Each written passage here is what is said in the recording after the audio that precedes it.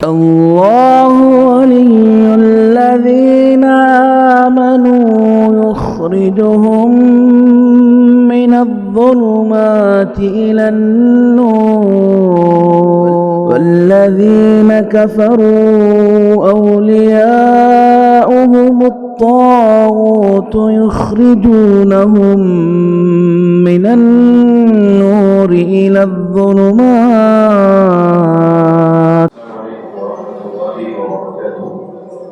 بسم الله الرحمن الرحيم. الحمد لله والصلاة والسلام على رسول الله. أما بعد، رب اشرح لي صدري ويسر لي أمري واحلل عقدة من لساني يفقهوا قولي. اللهم رب زدني علما. سبحانك لا علم لنا إلا ما علمتنا إنك أنت العليم الحكيم. بزرگوں، پیارے بچوں، نوجوان ساتھیوں، ماں اور بہنوں، 23ویں پارے کا خلاصہ آپ کے سامنے سورہ یاسین کو ملا کر پیش کیا جا رہا ہے۔ سورہ یاسین کی ابتدائی آیتوں میں چند باتیں تبارک و تعالیٰ نے ذکر فرمائی ہے، اس کا خلاصہ میں آپ کے سامنے پیش کرنے جا رہا ہوں۔ اس سے قبل کہ میں آپ کے سامنے اس بات کو بھی واضح کر دوں کہ سورہ یاسین کے تعلق سے جو باتیں ہمارے سماج میں عام ہیں، لوگوں کے ذہن و دماغ میں اور لوگوں کا عقیدہ اس تعلق سے، اس کا بھی میں خلاصہ کرتا چلوں۔ صحیح حدیث کے اندر سورہ یاسین کی کوئی فضیلت نہیں۔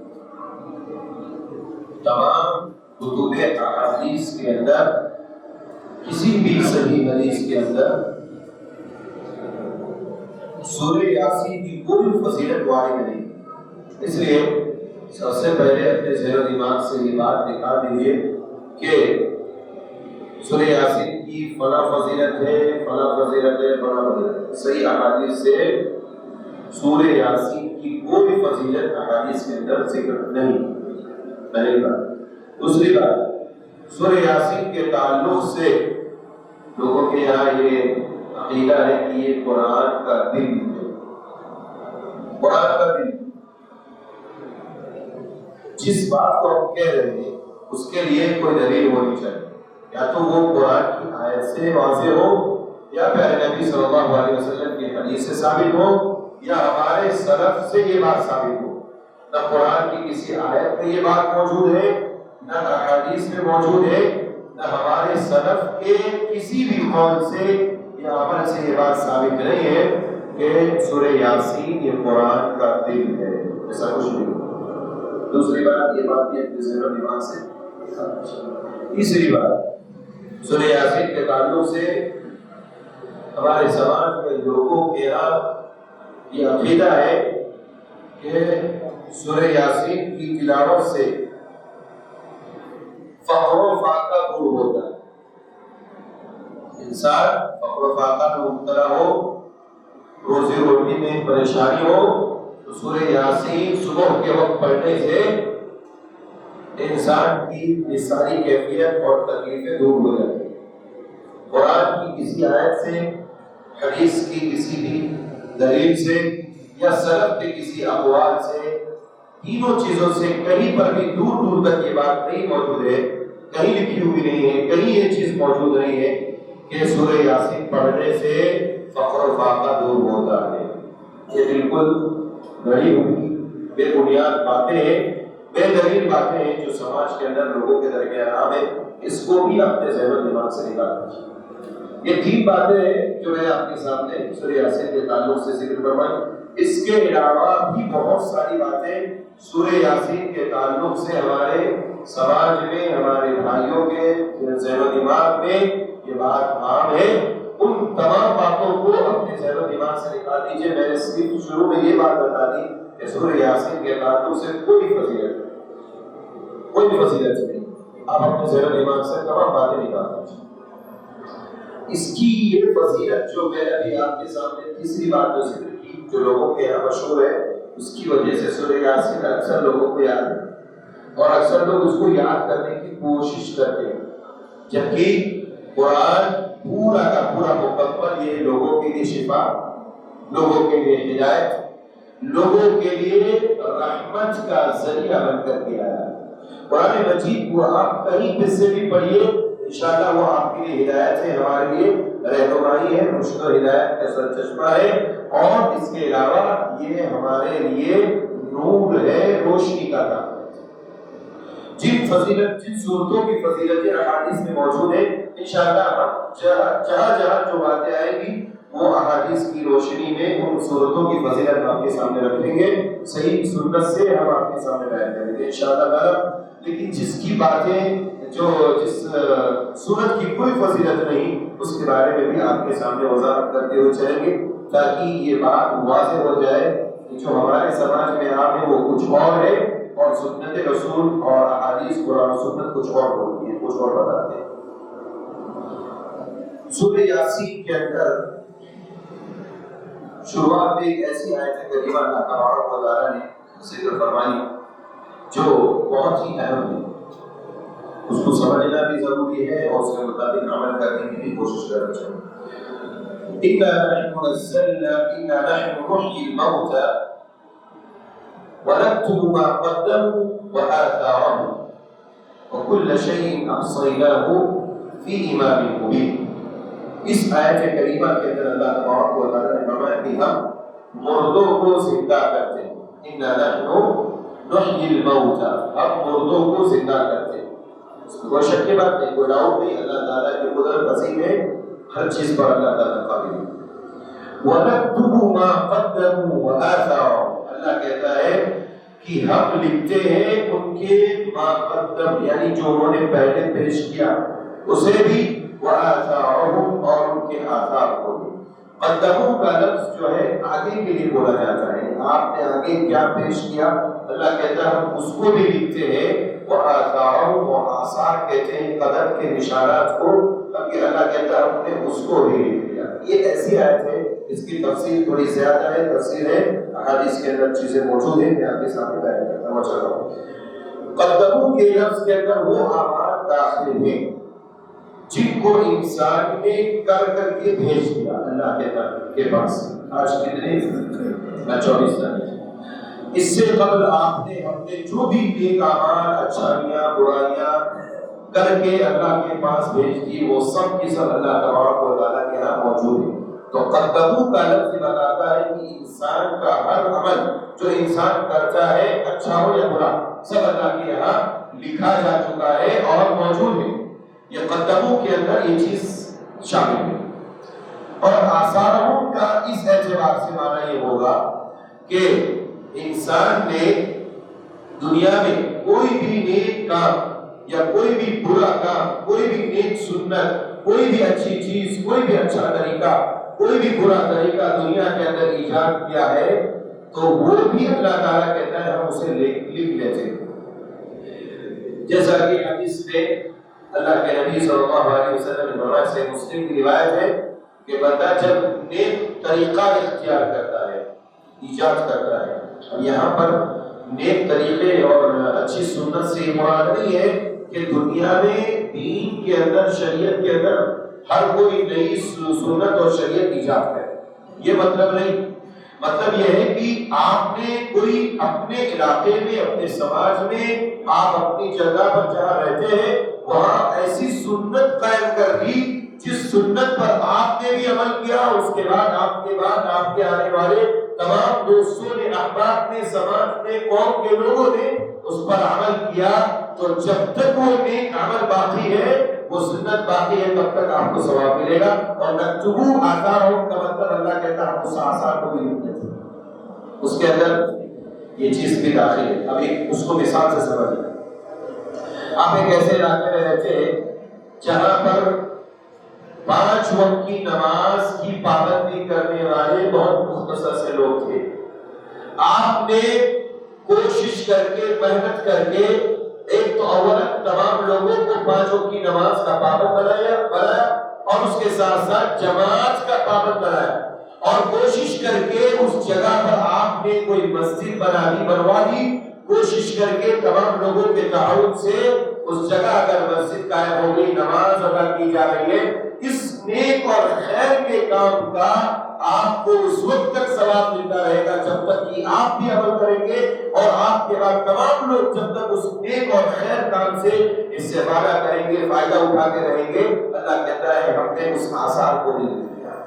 تو ایک نیک کام کا انسان کو سنت کا ایک اچھے عمل کو ایجاد کرنے کا، نئے طریقے کو ایجاد کرنے کا، اس کا ثواب یہ ہے اللہ تبارک و تعالیٰ انسان کو اس کا خود کے عمل کا بھی ثواب دیتا ہے اور بعد کے لوگ جو اس پر عمل کرتے ہیں اس کا بھی ثواب۔ اس کے اپوزٹ برائی، آپ کے سماج میں کوئی برائی نہیں، ہمارے ماحول میں، ہمارے گاؤں میں، ہمارے علاقے میں، ہمارے محلے میں کوئی برائی نہیں، نہ کوئی ٹی وی دیکھتا تھا، نہ شراب پیتا تھا، نہ جوا کھیلتا تھا، نہ چوری کرتا تھا، نہ ڈکیتی کرتا تھا، نہ مارتا تھا، نہ لوٹ مار کرتا تھا، نہ زناکاری کرتا تھا، نہ بدکاری کرتا تھا، کوئی گناہ نہیں تھے ہمارے ساتھ، بالکل پاک و صاف ہمارا گناہ۔ سب سے پہلے کھڑے ہوئے کسی کے ساتھ ہم نے بدتمیزی کی، گالی گلوچ کرنا شروع کر دیا، یہ گالیاں لوگوں نے، دوسرے لوگوں نے سنی اور اس کے بعد وہ بھی دوسری جگہ بولنے لگے، دوسرے مقام پر، اور یا اپنے موقع پر وہ بھی بولنے لگے، کسی کا قتل ہو گیا، آپ کے ذریعے نعوذ باللہ ایسا نہ ہو، اللہ تعالیٰ ہم سب کو محفوظ رکھے، بچائے ہر قسم کے گناہوں سے، اللہ تعالیٰ ہم سب کی حفاظت فرمائے، آمین۔ اگر ہم سے کسی سے بھی ایسا کوئی بھی غلط کام ہوا اور وہ کام دیکھ کر کے تمام کے تمام لوگ کرنے لگے تو اس گناہ کا جو وبال ہے وہ تو ہمیں ملنا ہی ملنا، اس کے علاوہ جتنے لوگ کریں گے تمام کا گناہ بھی ہمیں ملے گا۔ حدیث کے اندر اللہ کے نبی صلی اللہ علیہ وسلم نے اس کی تفصیل اس طرح سے بیان فرمائی کہ روئے زمین پر سب سے پہلے قتل کس نے کیا؟ قابیل نے، آدم علیہ السلام کے بیٹے قابیل نے، حالانکہ نام اسرائیلی روایتوں سے، اور حابیل کا قتل ہوا، جو اچھا بچہ تھا، نیک بچہ تھا، اس کا قتل ہوا، اور قتل کرنے والا اس کا بھائی کا سگا بھائی۔ پیارے نبی صلی اللہ علیہ وسلم نے فرمایا کہ یہ ایسا جرم روئے زمین پر ہوا کہ قیامت تک جتنے بھی قتل ہوں گے، کتنے بھی ہو، چاہے وہ کافر کرے، مشرک کرے، مسلمان کرے، کوئی بھی کرے، جتنے روئے زمین پر قتل ہوں گے، سب قتل کے جو گناہ ہے وہ قابل کو بھی پہنچے۔ تو یہ وقت نکتب ما قدموا وآثارهم کے اندر یہ چیز بھی داخل ہے۔ اسی طرح سے آثارهم کی تفسیر میں مفسرین ایک حدیث وہ بھی ذکر فرمائے، ہم جانتے ہیں کہ انسان جب مر جاتا ہے تو اس کے نامہ اعمال ختم ہو جاتے ہیں، لیکن ان چیزوں سے اس کے اجر و ثواب میں اضافہ ہوتا ہے۔ کیا ہے؟ صدقہ جاریہ، آپ نے مسجد بنا دی، مدرسہ بنوا دیا، نہر کھودوا دی، یا پانی کے لیے آپ نے ایک کنواں کھودوا دیا، نل لگا دیا، جب تک وہاں سے نیکیاں عام ہوگی، لوگ استفادہ کریں گے، فائدہ اٹھائیں گے، تب تک آپ کو ثواب ملتا رہے گا، آپ کے نامہ اعمال میں ثواب لکھا جاتا رہے گا۔ نمبر 2، کوئی علم، عالم دین ہے، علم پھیلا دیا، سوشل میڈیا کے ذریعے ان کے پورے بیانات سنے جا رہے ہیں، ان کی بنیاد پر لوگ سیکھ رہے ہیں، اسی طرح اپنے بہت سارے شاگردوں کو انہوں نے اپنے پیچھے چھوڑا، یا علم کے طور پر کچھ کتابیں انہوں نے لکھی، وہ ساری چیزیں جب تک باقی رہے گی تب تک اس عالم دین کو اس کا ثواب ملتا رہے گا۔ تو نکتبو قدموا وآثارهم کے اندر یہ چیز ملا ہے جو اپنے پیچھے انسان چھوڑ کر گیا۔ اسی طرح ایک نیک بچہ ہے ہمارا اور آپ کا، ہم انتقال کر کے اپنے پیچھے نیک بچے کو چھوڑ کر گئے، وہ بچہ ہمارے لیے ہر نماز کے بعد دعا کرتا ہے رب العالمین سے، رب ارحمہما کما ربیانی صغیرا۔ اسی طرح سے پروردگار ہمارے ماں باپ کے اوپر ایسے ہی رحم فرما جیسے انہوں نے ہمارے اوپر بچپن میں رحم کیا، ان کی مغفرت فرما، ان کو جنت الفردوس میں مقام عطا فرما۔ جو بھی دعائیں ہمارے لیے کی جاتی ہیں، اللہ تبارک و تعالی ہمارے بچوں کی دعاؤں کی وجہ سے ہمیں اونچے درجات دیتا ہے۔ حدیث کے اندر اللہ کے نبی نے فرمایا، بندہ پوچھتا ہے اللہ میں نے تو اتنی نیکیاں نہیں کی تھی، مجھے دن بدن آگے کیوں بڑھایا جا رہا ہے، میرا مقام کیوں اونچا کیا جا رہا ہے؟ اللہ کے نبی فرماتے ہیں کہ اللہ تعالیٰ کہے گا کہ یہ تمہارے بچے کی دعا کی وجہ سے، جو تم نے نیک اولاد بچپن دنیا میں چھوڑی ہے اس کی وجہ سے۔ تو اللہ تعالیٰ نے جو بات ذکر کی کہ ہم ان کے اگلے بھی اور ان کے جو پیچھے چھوڑے ہوئے ہیں تمام اعمال کو لکھتے ہیں اور شمار کرتے ہوئے چلے جاتے ہیں، یہ آثار کا ایک معنی ہوا جو میں نے آپ کے سامنے بندوں آثاروں میں ایک دوسرا معنی یہ بھی ہے کہ حدیث کے اندر اللہ کے نبی صلی اللہ علیہ وسلم نے کچھ لوگوں کو فرمایا، بنو سلمہ کے کچھ لوگ جو مسجد سے کافی دور رہتے تھے اور پھر وہاں سے نماز کے لیے آتے تھے، پیدل چل کر کے اللہ کے نبی صلی اللہ علیہ وسلم سے انہوں نے اجازت طلب کی کہ اللہ کے نبی مسجد کے قریب گھر خالی ہے، ہم یہاں رہنا چاہتے ہیں اور دور سے آنے میں ہمیں دقت۔ اللہ کے نبی صلی اللہ علیہ وسلم نے کہا نہیں، تم لوگ دور ہی رہو، وہیں رہو جہاں ٹھہرے ہو، وہیں رہو، وہی مکان تمہارے لیے بہتر ہے۔ تم جتنی دوری سے تم چل کر کے آتے ہو، جتنی دوری سے تم چل کر کے آتے ہو، تمہارے ہر قدم کے نشانات اللہ تبارک و تعالی۔ ہم جو نیکیاں کرتے، ہم جتنے نیک اعمال کرتے، اس کے لیے ہم پیدل چل کر کے اپنے قدم کو اٹھا کر کے آتے ہیں۔ جس جگہ ہمارا قدم پڑا ہوگا، یہ قیامت کے دن ہمارے بارے میں گواہی دے گا، اللہ تیرا یہ بندہ اس کام کے لیے جا رہا تھا، اور یہ نشانات قیامت کے دن، یہ زمینیں، یہ جگہ ہمارے بارے میں قیامت کے دن گواہی دے گی اور کہیں گے اللہ اس کے لیے یہ نیک کام کیا تھا، اس نیک کام کے لیے پیدل چل کر کے آیا۔ اللہ کے نبی صلی اللہ علیہ وسلم نے بنو سلمہ کے لوگوں کو سے کہا کہ دیارکم تکتب آثارکم، یہی آیت کریمہ کا جملہ پیش کیا اللہ کے نبی نے، دیارکم تکتب آثارکم، تمہارے گھر گھر سے دور ہے، تم پیدل چل کر کے آتے ہو، تمہارے ہر قدم کے نشانات لکھے جاتے ہیں، اور اللہ تعالیٰ اس کی بنیاد پر تمہیں اجر و ثواب بھی عطا فرمائے گا، اور یہ قیامت کے دن تمہارے لیے گواہی ہے۔ یہ نیکی کے بارے میں جتنی بھی نیکیاں ہم کریں، ان سب کے لیے اگر ہم پیدل چل کر کے آ رہے ہیں تو اس کے نشانات ہمارے لیے لکھے گئے۔ اس کے اپوزٹ گناہ، آثارہ کے اندر دوسرا معنی، اگر انسان گناہ کر رہا اور گناہ بھی اپنے گھر میں کر رہا ہے، بیٹھے بیٹھے کر رہا ہے، تو اس کا جو وبال ہے اس کو تو ملنا ہے، لیکن اگر وہ گناہ کر رہا ہے، پیدل چل کر کے جا رہا ہے، شراب پینے کے لیے دور دراز جا رہا ہے، اپنے گھر سے زناکاری بدکاری کے لیے، لوٹ مار کرنے کے لیے، برائی کو پھیلانے اور عام کرنے کے لیے، شر و فساد کو عام کرنے کے لیے، اگر وہ اپنے گھر سے جا رہا ہے تو جتنے قدم اس نے پیدل چل کر کے وہ گیا ہے، اس کے سارے قدم اس کے گناہوں میں لکھے جائیں گے۔ نکتبو، اللہ تعالیٰ کہتا ہے ہم لکھتے ہیں، قدموا و آثارہم، تو آثارہم میں یہ دونوں معنی داخل ہیں، اور اللہ تبارک و تعالیٰ انسان کی نیکیوں کو بھی اور انسان کی برائیوں کو بھی لکھتا ہے، اور دونوں معنی صحیح ہے۔ مفسرین کی ایک بڑی جماعت نے کہا کہ یہ دونوں معنی صحیح اور درست ہیں۔ اس کے بعد سورہ یاسین ہی کے اندر کچھ نبیوں کا تذکرہ ہو رہا ہے۔ ایک بستی کی طرف اللہ تبارک و تعالیٰ نے پہلے 2 نبیوں کو بھیجا۔ یہ بستی کون سی تھی اور یہ نبی کون تھے؟ اس کے سلسلے میں مفسرین نے کہا یہ انطاکیہ، بستی کا نام انطاکیہ تھا، اور یہ عیسیٰ علیہ السلام کے فرستادہ تھے، یا یہ کہیے کہ عیسیٰ علیہ السلام کے زمانے سے بہت قریب کے تھے یہ 2 نبی۔ انہوں نے اللہ کے فضل سے اور اللہ کے حکم سے لوگوں کو دین کی شریعت کی دعوت دی کہ دیکھو تم اللہ کو مانو، اور تمام جو بھی تم بت پرستی کر رہے ہو اور تم شرک جو کر رہے ہو اس کو چھوڑ دو۔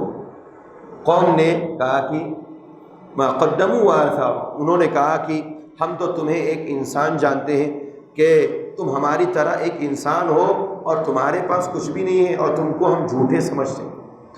2 نبیوں کی یہ قوم برابر تکذیب کرتی رہی، اللہ نے اسی قوم کے اندر فعززنا بثالث، اللہ نے کہا ہم نے ایک اور کو بھیجا، ایک اور تیسرے نبی کو بھیج کر کے ہم نے ان کی تائید فرمائی۔ تیسرے نبی آئے، تیسرے نبی نے بھی ان دونوں نبیوں کی تائید کی اور کہا کہ سب قوم کے لوگ ان دونوں نبیوں کو مان لو، بلکہ ہم تینوں کو نبی مان کر کے اللہ کی ذات پر ایمان لیا۔ سب کے سب لوگوں نے اس کا انکار کر دیا، اور یہاں تک کہہ دیا قالوا تطیرنا بکم، تم سے ہم نحوست لیتے، تم منحوس ہو۔ نبیوں سے کہنے لگے تم منحوس ہو، تم سے ہم نحوست لیتے، تم یہاں سے چلے جاؤ، جب سے تم آئے ہو تم لوگوں کی وجہ سے ہمارے سماج سے سکون اور اطمینان اور امن اٹھ گیا ہے، اور بے چینی پھیلی ہوئی چلی جا رہی۔ یہ معاملہ بہت دنوں تک چلتا رہا، لیکن قوم کے لوگ ایمان لانے کو تیار نہیں ہوئے۔ وجاء رجل من اقصى المدینة یسعی، اسی بستی کے کنارے میں ایک شخص رہتا تھا جو اپنے ہی اندر مسلمان ہو چکا تھا اور اللہ کو مانتا تھا. وہاں سے بڑی تیزی کے، یسعی کا لفظ تیزی کے چلنے کے لیے بھی آتا، دوڑنے کے لیے بھی آتا. اللہ نے کہا کہ وہ ایک مرد دور دراز سے چلتے ہوئے دوڑتے ہوئے اس قوم کے پاس آیا اور کہا کہ قوم کے لوگوں، ان رسولوں کی تم اتباع کر لو، ان رسولوں کی پیروی کر لو، ان کی بات مان لو. مفسرین نے کہا کہ یہ اس کا نام کیا تھا؟ مفسرین نے اس کا نام حبیب نجار کہا ہے. حبیب نجار نامی شخص تھا. نجار بڑھئی کو کہتے ہیں، کارپینٹر کو.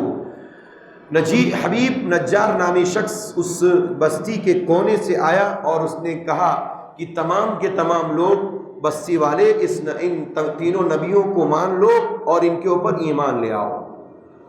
بستی والوں نے کہا اچھا تم جو ہے ہم لوگوں کو یہ نصیحت کرنے آئے ہو کہ تم ان تینوں نبیوں کو مان لو، ان کے اوپر ایمان لے آؤ، تم ہم سے زیادہ سمجھدار ہو کیا؟ یہ ہمارے درمیان موجود تھے، ہم ان کو جانتے ہیں اور تم اتنی دور سے آ کر کے ہمیں ان کی اتباع کی بات کرتے ہو. تم زیادہ سمجھدار ہو یا ہم ان کو سب سے زیادہ قریب سے دیکھے ہوئے، ہم جانتے ہیں تم نہیں جانتے. بالآخر قوم نے اس آدمی کو بھی نہیں چھوڑا. مفسرین کہتے ہیں کہ اس حبیب نجار نامی شخص کو بستی والوں نے قتل کر دیا. انبیاء کو تو نہیں قتل کیا، انبیاء کو کچھ نہیں کہا، لیکن اس حبیب نجار جو آیا تھا دور سے، اس کو اس قوم کے لوگوں نے قتل کر دیا. جب قتل ہو گیا، دیکھیے ایک داعی کی کتنی بڑی اہمیت ہے. ایک دعوت دینے والے اور داعی کی جو تائید کرنے والے لوگ ہیں، ان کا کتنا اونچا مقام ہے. اگر وہ واقعی مسلم ہے، موحد ہے، توحید پرست ہے، تو اس کی کتنی بڑی فضیلت ہے. اللہ تعالیٰ نے اس بندے کو کہا قیل ادخل الجنہ، جنت کے اندر داخل ہو جاؤ. قال یا قومی، قال یا لیت قومی یعلمون.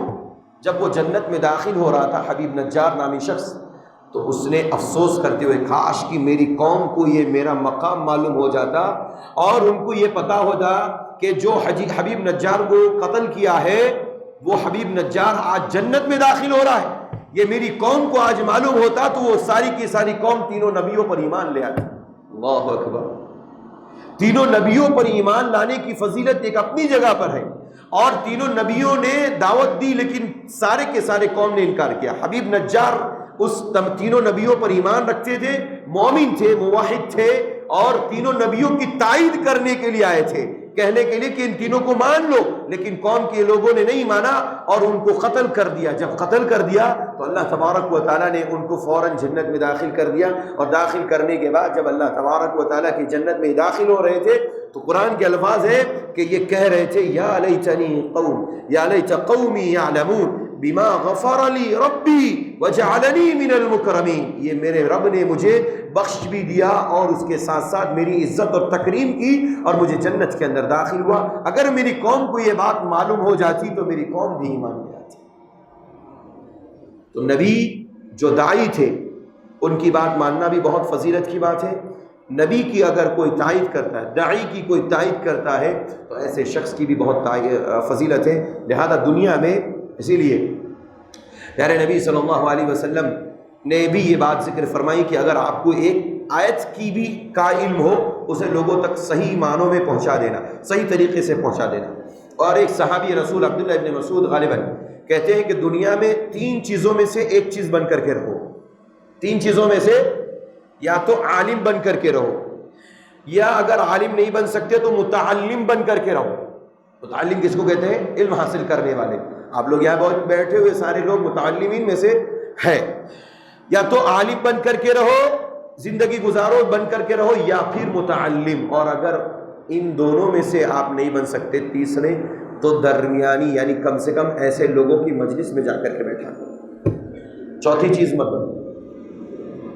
اس سے بات معلوم ہوئی، اندازہ ہوا کہ دنیا میں ایک تو عالم کی اور متعلم کی جو علم حاصل کرتے ہیں ان کی فضیلت ہے، ان کی مجلسوں کی بھی فضیلت ہے. افسوس کے ساتھ یہ کہنا پڑتا ہے کہ ہمارے وہ مجلسیں جس میں ذکر اور ذکر الہی اور قرآن و سنت کی باتیں ہوتی ہیں ان میں لوگ بہت معمولی سی رہتے ہیں تھوڑے سے رہتے ہیں، اور اگر کہہ دیا جائے کہ یہاں پر فلاں شخص آ رہے ہیں، قوم کے بڑے انسان آ رہے ہیں، اور یہ آ رہے ہیں، وہ آ رہے ہیں، شاعر آ رہا ہے، تو پھر وہاں پر پبلک بڑی تیزی کے ساتھ آتی ہے، اور جگہ دینے کے لیے ہمارے پاس جگہ نہیں ملتی لوگوں کے.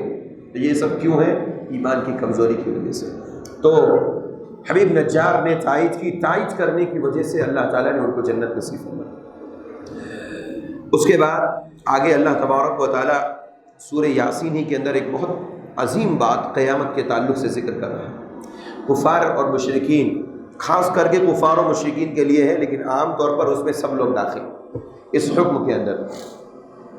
جب قیامت کے دن کفار و مشرکین کو جمع کیا جائے گا، اکٹھا کیا جائے گا، بلایا جائے گا حساب و کتاب کے لیے، اللہ پوچھے گا، دیکھ کافر سے کہے گا مشرک تو نے یہ گناہ کیا تھا، یہ غلطی کی تھی، یہ غلطی کی تھی، بول گئے نہیں کہ جھوٹ بولے گا. وہاں پر بھی دنیا میں تو جھوٹ بولتا ہی ہے، وہاں بھی جھوٹ بولے گا. کہا نہیں. کیا ہوگا پھر؟ اليوم نختم على افواههم وتكلمنا ايديهم وتشهد ارجلهم بما كانوا يكسبون. اللہ قیامت کے دن ایسے کافروں کے، مشرکوں کے اور جھوٹ بولنے والوں کے منہوں پر تالا لگا دے گا. ایسا تالا لگائے گا، تالا اگر لگایا جائے جیسے ہمارے ہیں تالے آتے نا ایسے، تو اگر یہاں پہ لگائیں گے تو یہ دونوں طرف تو کھلا ہے، بول سکتا ہے اشارے سے.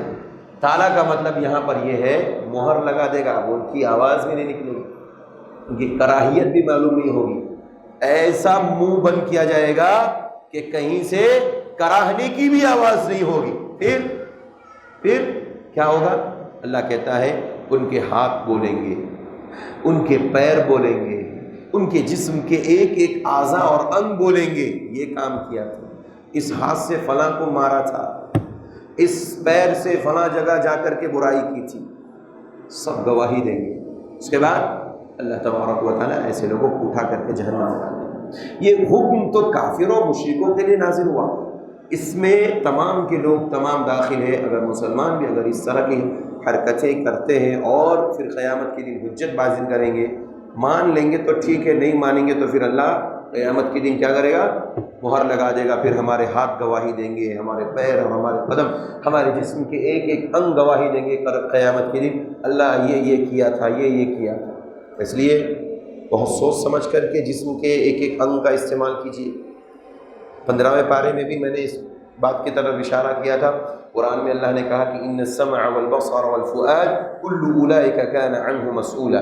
یہ سمع یعنی کان، آنکھیں، یہ دل، یہ سب چیزوں کے بارے میں قیامت کے دن سوال ہوگا. ان سے پوچھا جائے گا تم نے کیا سنا، تم نے کیا دیکھا، تمہارے دل میں کیا تھا، یہ سب پوچھا جائے گا. اس لیے یہ کوئی چیز بعید نہیں ہے، اللہ کے لیے کوئی چیز دور کی بات نہیں، بعید نہیں، سب چیز ہو کر کے رہے گی. اس لیے بہت سوچ سمجھ کر کے انسان کو قدم اٹھانا چاہیے، اپنی زبان کا استعمال کرنا چاہیے، دل و دماغ کا استعمال کرنا چاہیے، ہاتھ کا استعمال، ورنہ قیامت کے دن جواب نہیں دے پائیں گے. اور جب جواب نہیں دے پائیں گے نا تو پھر ہمارے جسم کے اعضاء جواب دیں گے. ہاں، اس لیے اپنے آپ کو آج سے غلطیاں ہو گئی تو سچی توبہ کرنے کا موقع ہے. رمضان کا مبارک مہینہ ہے، توبہ کر لیجئے، معافی مانگ لیجئے اللہ تعالیٰ سے، اور آئندہ نہ کرنے کا پختہ ارادہ کر لیجئے کہ ہماری زندگی میں کسی بھی مسلمان کو کوئی تکلیف نہیں ہونی چاہیے.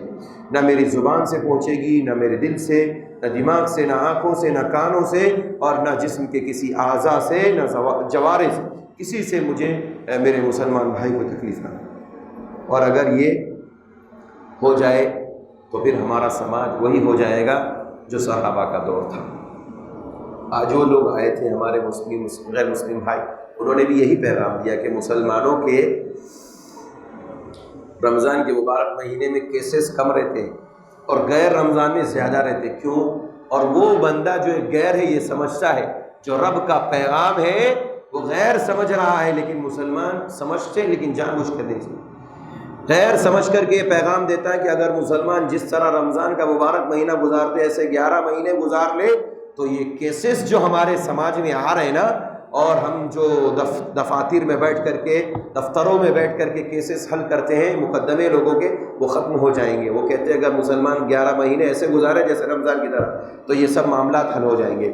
اس لیے ایک خاموش پیغام دے کر کے وہ چلے گئے. مسلمانوں کو ایسے رہنا چاہیے، جبکہ اللہ کا پیغام اور کلام کب سے ہمیں اور آپ کو 1450 سال پہلے سے یہ آواز دیتا ہے مسلمانوں زندگی کو ایسے ہی بناؤ جیسے اللہ کا حکم ہے، اور جب تک انسان اس کے اوپر عمل کرے گا خیر میں رہے گا، بھلائی میں رہے گا۔ سورہ یاسین کے آخر میں ایک اور واقعہ اور ایک اہم بات ذکر کی جا رہی ہے، بہت پیاری بات ہے، سنیے اور سمجھیے اور اس پر عمل کرنے کی کوشش کیجیے۔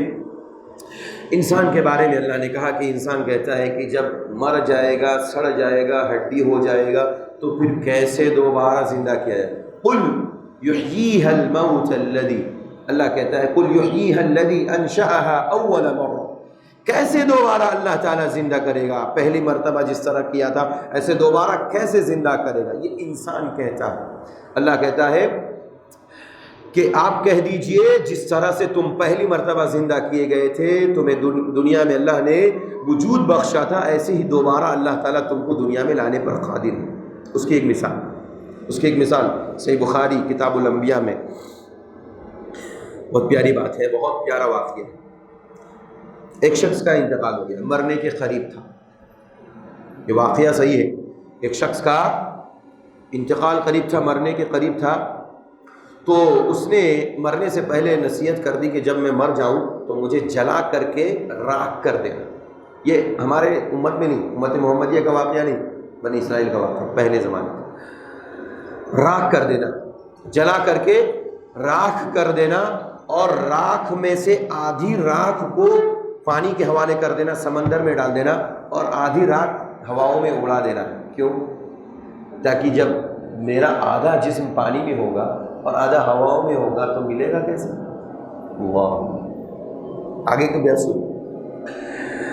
اللہ تبارک و تعالیٰ نے تمام چیزوں کو، اس کی تمام راکھوں کو جمع کر کے اس کو فوراً زندہ کیا، اس وقت اس کو زندہ کیا، اس شخص کو۔ اس کے بعد اس سے اللہ تبارک و تعالیٰ نے پوچھا، اے میرے بندے تو نے ایسا فیصلہ کیوں کیا، اور اپنے سماج کے لوگوں کو تو نے ایسا حکم کیوں دیا؟ تو اپنے آپ کو جلا کر کے راکھ کرنا چاہتا ہے اور کروانا چاہتا ہے، اور سمجھتا ہے کہ جب میری آدھی راکھ سمندر میں ہوگی اور آدھی ہواؤں میں اڑ جائے گی تو پھر مجھے کوئی جمع نہیں کر سکتا ہے۔ اللہ نے پوچھا کیوں؟ تو کہا من خوفک، اللہ تیرے ڈر سے، اللہ تیرے ڈر سے میں نے یہ کام کیا تھا۔ اللہ کہے گا میرے بندے تو نے میرے ڈر سے تو نے یہ کام کیا۔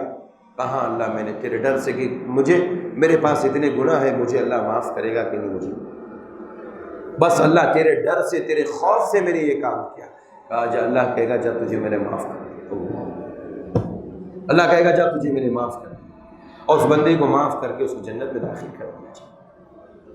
میرے بھائیو، اللہ سے ڈرنا، اللہ کا خوف، یہ اتنی بڑی شے ہے، اتنی بڑی چیز ہے کہ ایک بندے کو اللہ تبارک و تعالیٰ ایسے ہی معاف کر دیتا۔ اگر میں ایک واقعہ ہندوستان کا بتاؤں، ہندوستان کا سچا واقعہ، ذرا تفصیلی ہے واقعہ لیکن مختصراً میں آپ کے سامنے بتاؤں، اور بالکل سچا واقعہ ہے، سچا۔ دلی کے اندر جماعت اہل حدیث کے ایک بہت بڑے عالم دین، شیخ الکل فی الکل ان کو کہتے ہیں، سید میاں نذیر حسین محدث دہلوی، آج بھی صدر بازار کے اندر ان کا مدرسہ قائم ہے۔ سید میاں نذیر حسین محدث دہلوی، ان کو شیخ الکل فی الکل کیوں کہتے ہیں؟ اس لیے کہ یہ اتنے بڑے شیخ تھے، اتنے بڑے عالم دین تھے، قرآن و سنت کے جاننے والے تھے کہ صرف انڈیا کے نہیں، انڈیا کے علاوہ سعودی عرب اور دیگر تمام ممالک کے لوگوں نے ان سے علم حاصل کیا، اس لیے ان کو شیخ الکل فی الکل کہتے ہیں، اور کہتے ہیں کہ ان کے شاگردوں کی تعداد لاکھوں میں سے، کتنی؟ لاکھوں میں ان کی تعداد تھی۔ ان کا اور کیسے گزارا کرتے تھے معلوم ہے آپ کو؟ ہمارے سلف کو پڑھیے، ہمارے سلف کو سنیے۔ دن بھر بیچارے دین کی تبلیغ کرتے تھے، بچوں کو تعلیم دیتے، اور رات میں پرانی دلی ریلوے اسٹیشن پر کولی کا کام کرتے تھے۔ کیا کرتے تھے؟ گھر میں اپنے گھر والوں کو کھلانے کے لیے، اپنا پیٹ پالنے کے لیے کولی کا کام۔ کولی کس کو کہتے؟ سامان اٹھانے والا، اٹھا کر کے لا کر کے رکھتے، پھر اس میں جو پیسہ آتا وہ اپنے گھر چلا۔ اللہ اکبر۔ ایک دن دو شاگرد کہیں سے دور دراز سفر کر کے آئے وہاں پر، اور ریلوے اسٹیشن پر اترے، اور کہا یہ بزرگ شخص سے ان سے پوچھا جائے، کولی کا کام کرتے تھے، کہتے تھے ان سے پوچھا کہ ہمیں شیخ میاں نذیر صاحب کے مدرسے تک جانا ہے، اور شیخ خود ہے میاں صاحب، وہاں تک جانا ہے۔ کہا ٹھیک ہے میں آپ کو وہاں پہنچا دیتا ہوں، اور کافی دور ہے۔ صدر بازار کافی دور ہے، وہاں سے ان کا سامان اٹھا کر کے مدرسے تک پہنچا دیے اور شیخ پھر جا کر کے اپنی ڈیوٹی پر لگ گئے۔ صبح فجر کی نماز کے وقت شیخ پہنچ گئے اور اس کے بعد پہنچنے کے بعد فجر کی نماز پڑھے، پھر درس دینا شروع کیا، پڑھانے لگے۔ وہ 2 طالب علم جو 2 بچے جو آئے تھے سیکھنے کے لیے، وہ دیکھ کر کے حیران ہو گئے، اللہ اکبر، جس کو ہم نے کولی بنایا وہ ہمارے شیخ ہیں۔ اللہ اکبر۔ تب جا کر کے پتہ چلا شیخ یہ کام کرتے۔ ان کے ایک شاگرد، سچا واقعہ، پہلے جانتے تھے نا ہم لوگ، ہمارے سماج میں جب پہلے جو مدرسہ ہوا کرتا تھا تو ہر ایک گھر پر کھانا ایک ایک بندے کو، ایک ایک بچے کو رکھ دیا جاتا، آپ کے گھر پر ایک، آپ کے گھر پر ایک، ایسے جو بھی جتنے بچے ہوتے تھے ہر ایک کے گھر پر کھانا کھایا کرتے۔ جیسے ہمارے یہاں ہاسٹلائز ہے نا ابھی، ویسے ہاسٹلائز صرف قیام کا ہوتا تھا، کھانے کا نہیں ہوتا، تو گھروں گھروں میں ایک ایک بچے کو کھانے کے لیے بھیجتے۔ ایک شخص تھا، ایک طالب علم تھا، اسی شیخ کا، شیخ میاں نذیر حسین صاحب کا ایک طالب علم، اس کے ایک گھر میں روزانہ باری رہتی تھی، ڈیلی اس کے یہاں۔ اس گھر کے اندر چند لوگ تھے، ان کے اندر ایک نوجوان لڑکی بھی تھی۔ یہ دیکھیے بہت اہم بات ہے، اور میں اس لیے واقعہ بتانا چاہ رہا ہوں کیونکہ عبرت کی باتیں ہیں اس میں، اور یہ سچا واقعہ انڈیا کا۔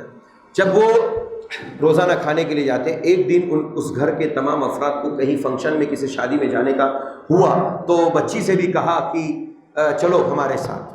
بچی اندر ہی اندر اس بچے کے اوپر فدا ہو چکی تھی، جیسے عزیز مصر کی بیوی نے یوسف علیہ السلام کو اندر ہی اندر پورا کچھ چاہنے کی کوشش کر لی تھی۔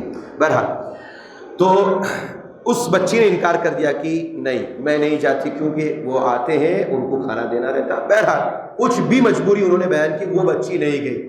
ان کو معلوم تھا کہ آج موقع اچھا ہے اور اس بچے کو پھنسانے کا۔ وہ طالب علم ظہر کے وقت میں، یہ ظہر کا ہے، رات کے وقت کی بات نہیں کر رہا ہوں، ظہر کے وقت کھانا کھانے کے لیے گیا، تو اس بچی نے دروازہ بند کر دیا، اور دروازہ بند کرنے کے بعد کہا کہ آپ میرے ساتھ میری ساری تمام جنسی خواہشات کو پوری کریں، ورنہ میں چلا کر کے تمہیں بھی بدنام کر دوں گی، تمہارے ادارے کو بھی بدنام کر دوں گی، تمہارے مدرسے کو بھی بدنام کر دوں گی۔ اب اللہ کی مدد دیکھیں، واہ، اللہ کی مدد اللہ سے ڈرنے والوں کو ملتی۔ اس طالب علم نے کہا نہیں میں یہ کام نہیں کر سکتا، اللہ نے اس کے دل میں یہ بات ڈالی، ٹھیک ہے، وہ راضی ہو گیا، مجھے باتھ روم جانا ہے۔ باتھ روم گئے، گندگی پورے اپنے گناہ سے بچنا ہے، کیسے بھی کر کے گناہ سے بچنا ہے، پوری گندگی کو اپنے کپڑے کے اوپر لگا کر کے باہر نکلے۔ اس عورت نے دیکھا، اس لڑکی نے، کتنے گندے انسان، چلو نکلو یہاں سے۔ اللہ اکبر، وہ بچہ گناہ سے بچ گیا، گندگی ظاہری لگی ہے، اپنے دامن کو بچانے کے لیے گندگی کو لگا کر کے وہ بچہ باہر نکلا، اور اس کے بعد اس طالب علم نے نکلنے کے ساتھ ہی وہ اپنے مدرسے میں پہنچا۔ جیسے وہ جا رہا تھا اور مدرسے میں داخل ہونے کے بعد جب وہ حمام میں داخل ہو رہا تھا غسل کرنے کے لیے، شیخ نے اس کو دیکھ لیا، شیخ میاں نذیر حسین محدث دہلوی نے اس بچے کو دیکھ لیا اس کیفیت اور کنڈیشن میں۔ آگے کی بات سنیے، جب اس بچے کو دیکھا، نہا دھو کر کے فارغ ہو گیا، بچے کو بلا کر کے پوچھا بیٹے تم نے ایسا کیوں کیا، کیا پورا ماجرا بتا دیا، ایسا ایسا میرے ساتھ ہوا، شیخ اللہ نے مجھے بچا لیا، کسی بھی صورت سے مجھے اپنے دامن کو بچانا تھا۔ شیخ نے بچے کو دعا بھی دی، اس کے بعد چند دنوں میں اس بچے کا انتقال ہو جاتا ہے، اس لڑکے کا، اس طالب علم کا چند دن کے بعد انتقال ہو جاتا ہے۔ انتقال ہونے کے بعد اسے نہلا دھولا کر کے، کفن پہنا کر کے باڈی کو جنازے میں رکھا جاتا ہے، اور اس قدر خوشبو آتی ہے، اس قدر خوشبو آتی ہے، اللہ اکبر، اس کا اندازہ نہیں کر سکتے، اس کے جسم سے، اس کی باڈی سے ایسی خوشبو آتی ہے قدرتی طور پر۔ شیخ سے پوچھا لوگوں نے مسئلہ، شیخ الکل فی الکل میاں نذیر صاحب سے، کہ شیخ آخر مجھے کیا ہے؟ کہا اس بچے کے اس نیکی کا یہ بدلہ ہے جو اس بچے نے اپنے دامن کو بچایا تھا۔ اللہ اکبر، خشیت الہی کے مضمون میں یہ شیخ کے طالب علم کا یہ واقعہ ذکر کیا، کہا یہ اللہ سے اتنا ڈرتا تھا، اور اس موقع پر وہ بندہ جب اللہ سے ڈرا اور اس ڈر کی بنیاد پر اللہ تبارک و تعالیٰ نے اسے بچا لیا۔ گندگی اس نے ظاہراً کو اپنے اوپر لگا لی تھی، اور آج مرتے کے ساتھ اللہ نے ایسی خوشبو اس کے جسم سے نکال دی کہ پوری دنیا محسوس کر رہی۔ اس بچے کا کیا مقام ہوگا اللہ کی نظر میں، میرے بھائیو سوچ لیجیے۔ تو اللہ سے ڈرنے کا بہت ہی اونچا مقام ہے، اس لیے اپنے دل میں ہمیشہ اللہ کا ڈر رکھیں۔ اس کے بعد سورہ صافات کا تذکرہ کیا جا رہا ہے۔ سورہ صافات میں کئی انبیاء کا علیہم السلام کا تذکرہ ہے، خاص کر کے ابراہیم علیہ السلام کا واقعہ بھی لمبی تفصیل سے ذکر کیا گیا، ان کے بیٹے ملنے کا۔ اس میں ایک نبی کا تذکرہ ہے۔ عام طور پہ ہم نبیوں کا تذکرہ سنتے رہتے، اس لیے میں تمام کا نہیں کر رہا ہوں۔ ایک نبی کا تذکرہ ہوا ہے جن کا نام الیاس، وَإِنَّ إِلْيَاسَ لَمِنَ الْمُرْسَلِينَ إِذْ قَالَ لِقَوْمِهِ أَلَا تَتَّقُونَ۔ یہ الیاس علیہ السلام یہ کہاں نبی بنا کر کے بھیجے گئے تھے؟ مفسرین نے کئی باتیں اس سلسلے میں ذکر کی ہے۔ ان کو ایلیا بھی کہتے ہیں، عبرانی زبان میں ایلیا بھی کہتے ہیں اور الیاسین بھی کہتے ہیں، الیاس بھی کہتے ہیں۔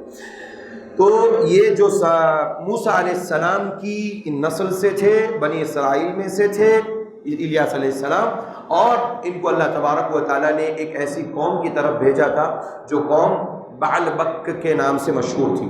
بعلبک یہ جگہ کا نام ہے۔ بعض لوگوں نے، بعض مفسرین نے ایک بات ذکر کی، بعض مفسرین نے کہا نہیں، بعلبک ایک بت کا نام ہے۔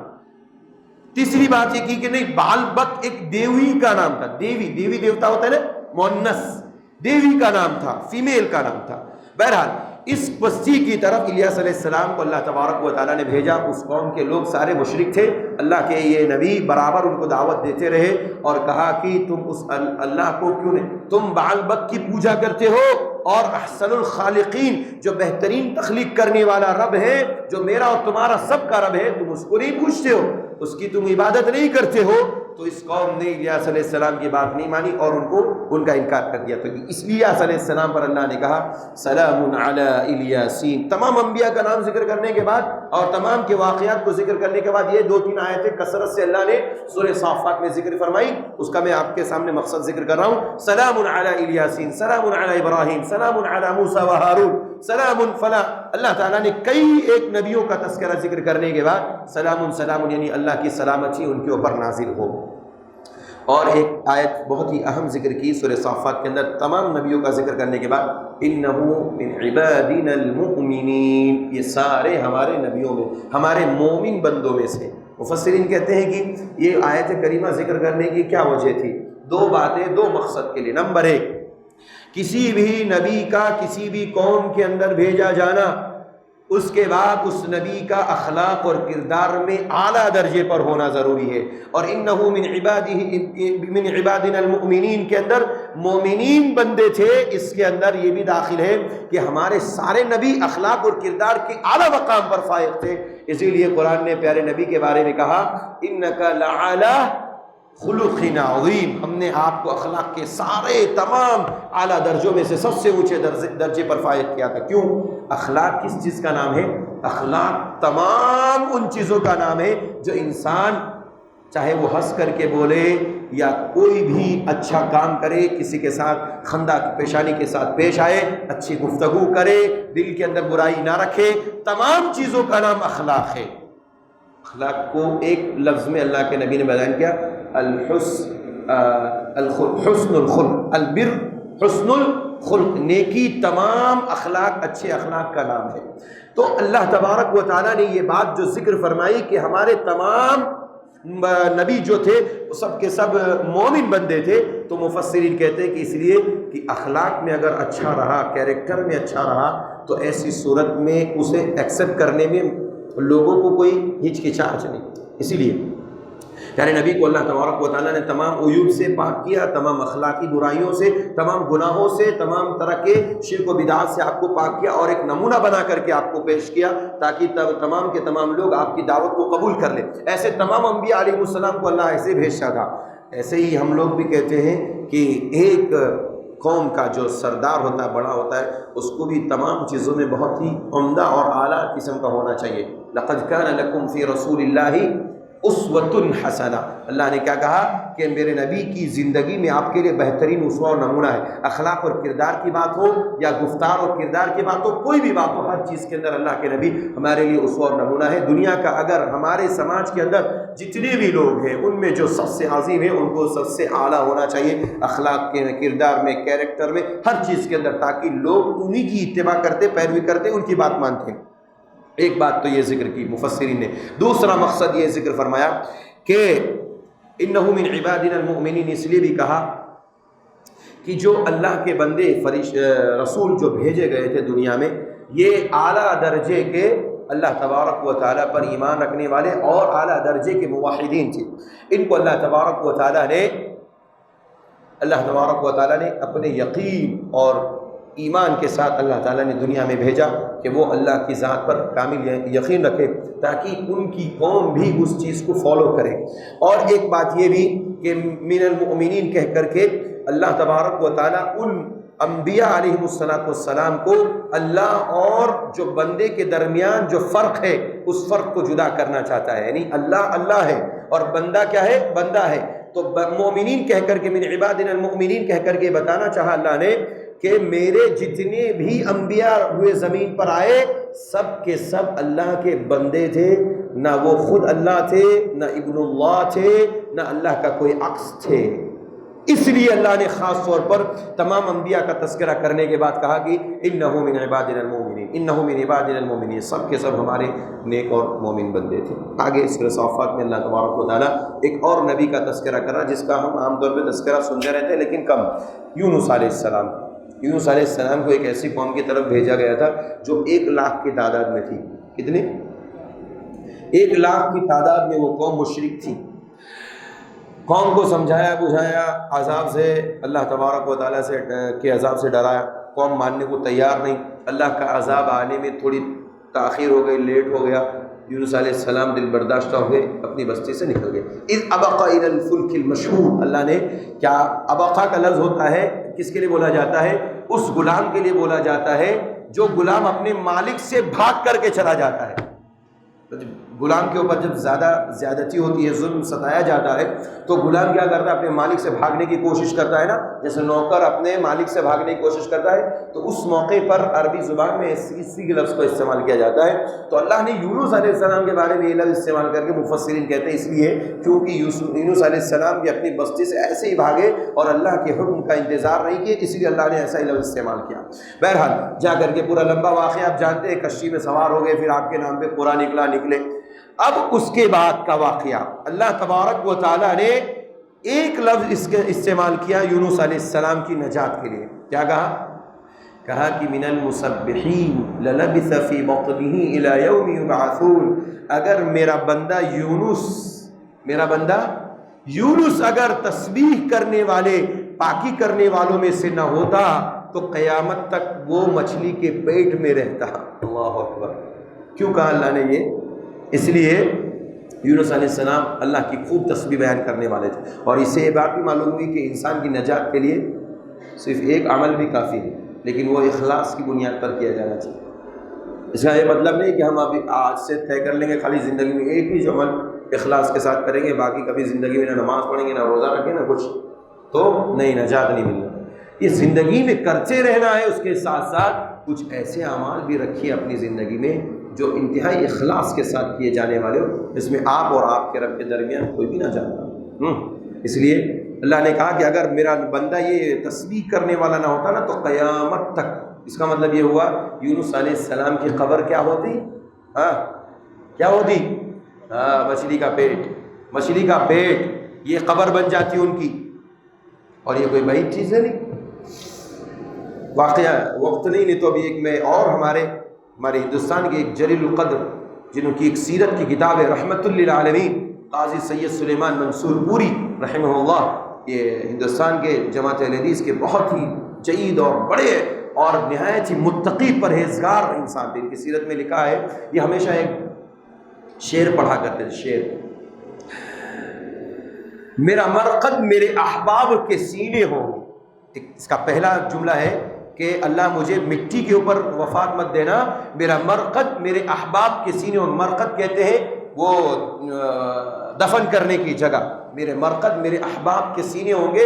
احباب دوست کو کہتا سینہ، اور احباب سے کون مراد ہے؟ مچھلیوں کے سینے کو میرا مدفن بنا دینا، میری قبر بنا دینا. وہ یہ بہت متقی پرہیزگار انسان تھے. یہ کہاں کے رہنے والے تھے؟ پنجاب کے رہنے والے، انڈیا ہی کے تھے.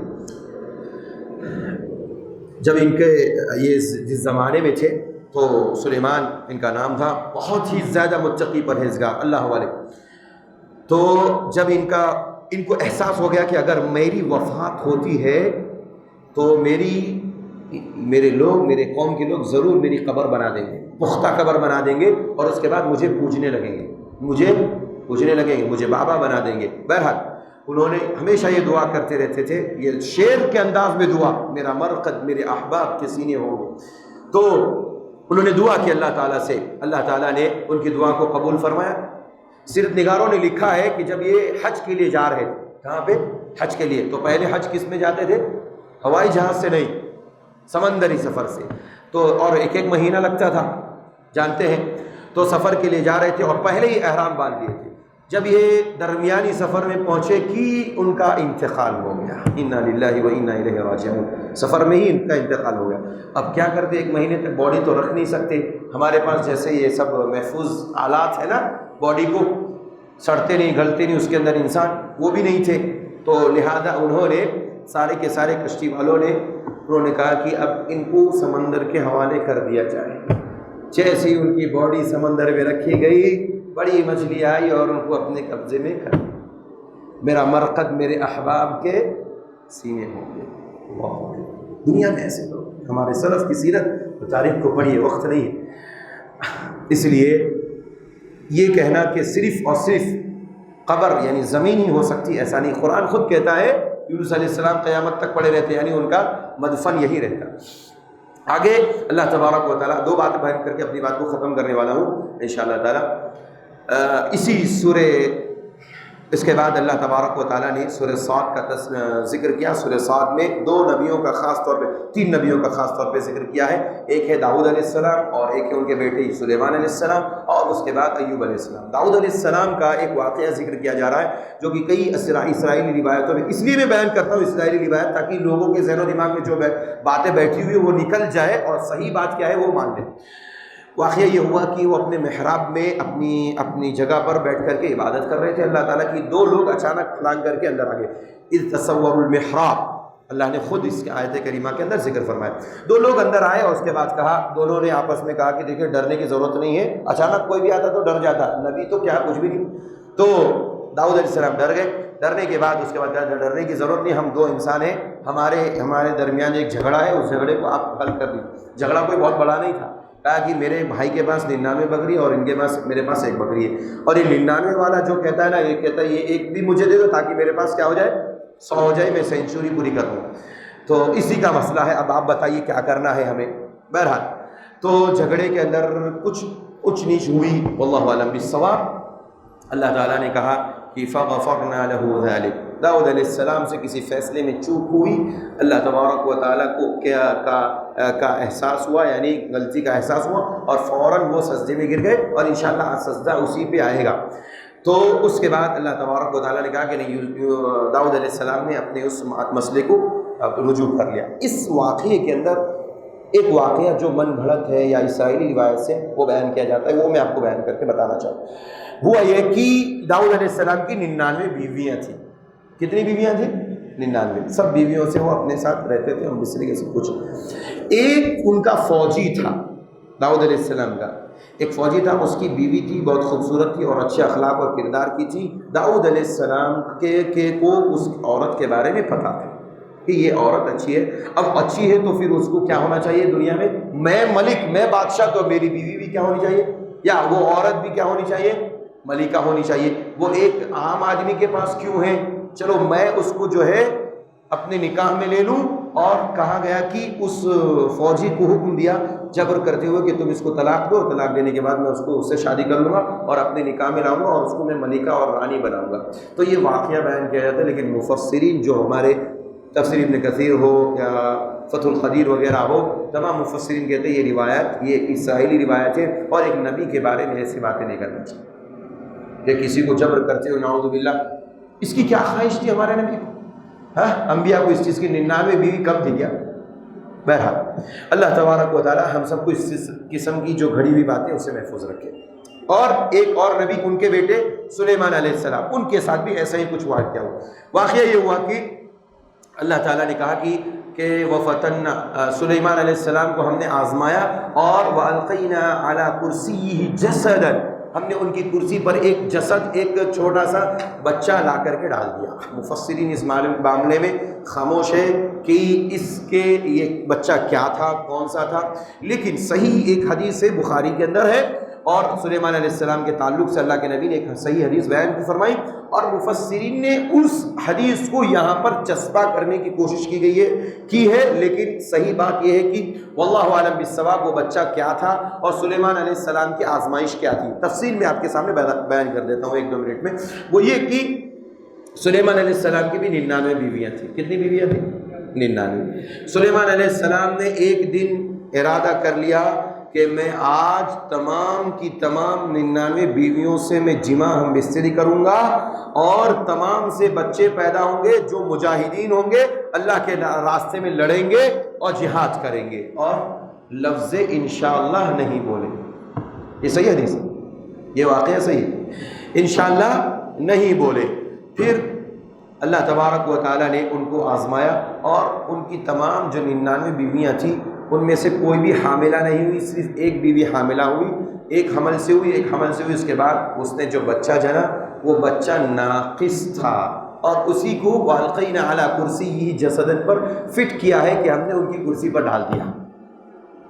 مفسرین نے اللہ تعالیٰ نے، اللہ کے نبی نے فرمایا اس حدیث کے اندر، اگر میرا بھائی سلیمان علیہ السلام انشاءاللہ کہتا تو اللہ تعالیٰ تمام بیویوں کی ان کی تمام بیویوں کو حاملہ بناتا، کہ تمام سے 99 بچے پیدا ہوتے، سب مجاہدین پیدا ہوتے۔ اللہ، تو یہ واقعہ سورہ صاد کے اندر ذکر کیا جاتا ہے، جو کہ صحیح ہے، لیکن اس آیت پر چسپاں کرنا یہ کہاں تک بہتر ہے، واللہ اعلم بالصواب۔ اس کے بعد ایک اور نبی کا تذکرہ جو ایوب علیہ السلام کو ہم جانتے ہیں، ان کی کافی لمبی عمر تک جو ہے بیماری رہی، 18 سال، کئی اقوال ہیں اس سلسلے میں، لیکن زیادہ قریب جو ہے 18 سال۔ ان کو کیا پرابلم تھی؟